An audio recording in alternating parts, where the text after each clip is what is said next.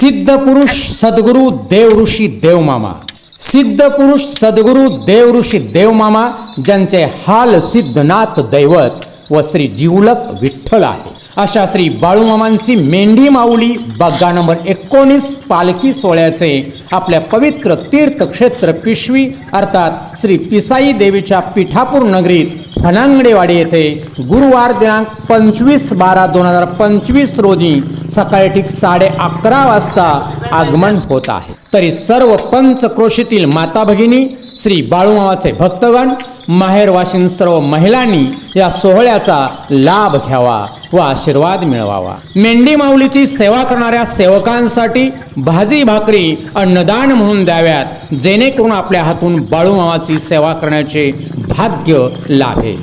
हा दुर्मिळ प्रसंग अनुभवावा व स्वतःच अनुभूती घ्यावी। जय बाळूमामा।